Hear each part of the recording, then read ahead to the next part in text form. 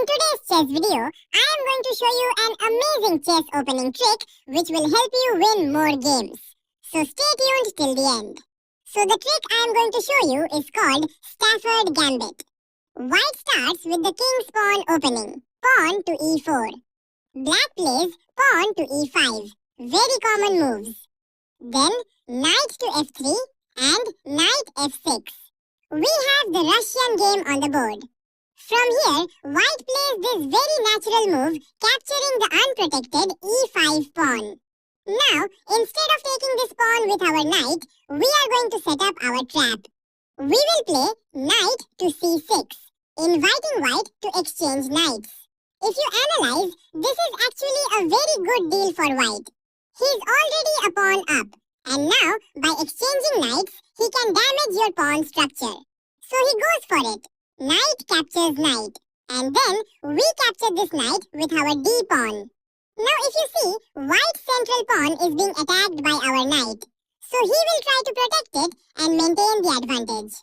In this situation, you will generally see two responses from white. He can either play pawn to d3 to support this pawn, or he can move his pawn forward to e5 to attack your knight. First, let's look at what happens if he plays pawn to d3.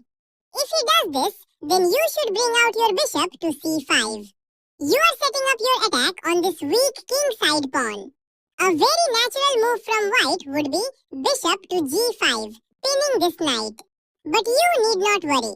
It's time to surprise your opponent. Just go ahead and capture the e4 pawn with your knight. Now, if white captures your queen, which he most probably will, then you will play bishop to f2 check.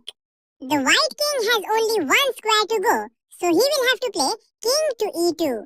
And finally, we play bishop to g4, and it's a beautiful checkmate.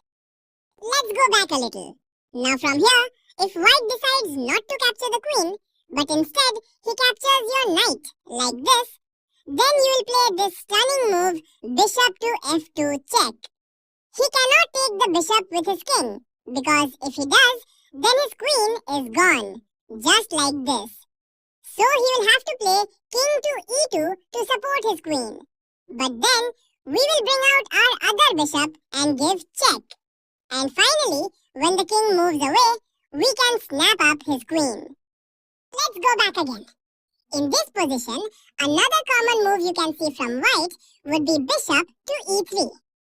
The idea is to block your bishop from attacking on the king side. But when you exchange bishops like this, it opens up another diagonal for your queen to attack. So after this, we play queen to h4 check. King to e2 can't be played because queen f2 is checkmate. So white has to block with his pawn like this. Now we can safely capture this pawn with our knight. If this pawn captures our knight, then we can take this rook with our queen and we are at a solid advantage. If pawn does not take the knight, then he will have to play rook to g1 because it is being attacked by the knight. We can then have a discovered check by playing knight to e4.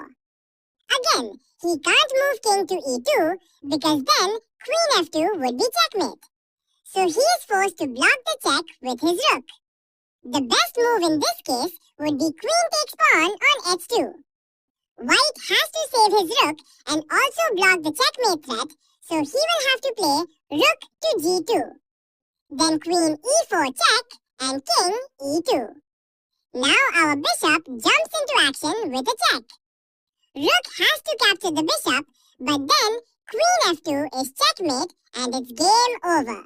Now let's go back and look at the second variation I was talking about earlier. Let's see what happens if white moves his pawn forward and attacks our knight. Well then, we will have to save our knight.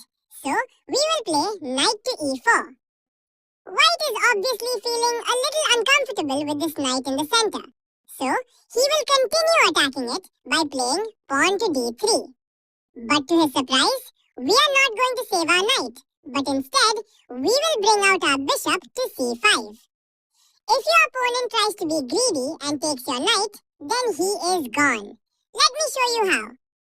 So, pawn captures knight. Then we play bishop to f2, check. Again, king can't take the bishop because his queen is hanging. So he will again have to play king to e2. Then again, we play bishop to g4, check.